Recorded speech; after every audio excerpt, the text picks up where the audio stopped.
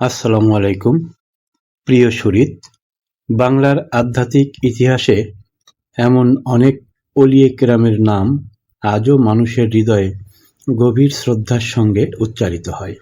তাদেরই একজন বাবা হজরত মুশকিল আসান শাহ বগদাদী রহমাতুল্লাহ আলাইহি, যিনি সবার কাছে অধিক পরিচিত কুমির শাহ নামে।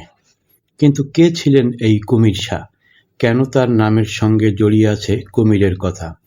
আর কেন আজও তার দরবারে ভক্তদের পদচারণা থেমে নেই? চলুন জেনে নেওয়া যাক।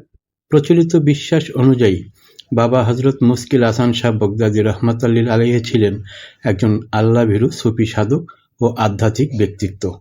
তার দরবারে অসংখ্য মানুষ দোয়া, আধ্যাত্মিক পরামর্শ এবং মানসিক প্রশান্তির আশায় আসতেন।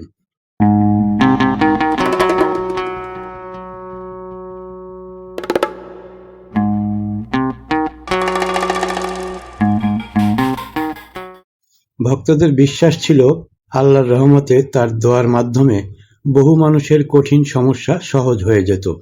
এই কারণেই তিনি মুশকিল আসান নামে পরিচিতি লাভ করেন। তার জীবন নিয়ে নানা কাহিনী প্রচলিত রয়েছে।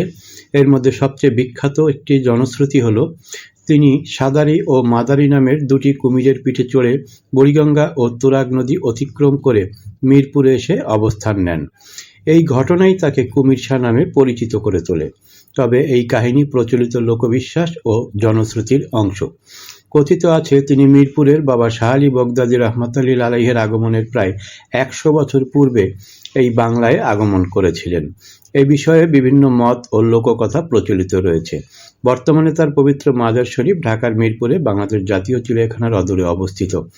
অনেকে এই স্থানকে কুমির শাহ মসজিদ নামেও চেনে।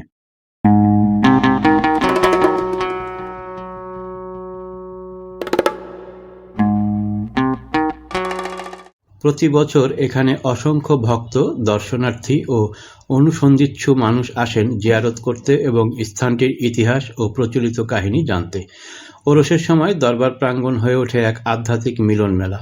জিকির, মিলাদ, দোয়া মোনাজাত এবং তবারাক বিতরণের মধ্য দিয়ে দিনটি পালন করা হয়। দূর দূরান্ত থেকে আগত ভক্তদের উপস্থিতিতে পুরো এলাকা মুখরিত হয়ে ওঠে। আজও কুমির শাহ রহমাতুল্লাহ আলাইহিকে ঘিরে প্রচলিত কাহিনীগুলো মানুষের কৌতূহল জাগায়। কেউ এগুলোকে আধ্যাত্মিক ঐতিহ্যের অংশ হিসেবে দেখেন, আবার কেউ ইতিহাসের আলোকে আরও অনুসন্ধান করার আহ্বান জানান।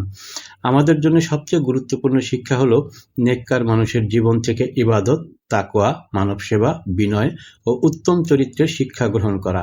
আর যে ঘটনাগুলো জনশ্রুতি হিসেবে প্রচলিত, সেগুলোকে জনশ্রুতি হিসেবেই জানা এবং নির্ভরযোগ্য ঐতিহাসিক তথ্যের সঙ্গে পার্থক্য করে দেখা।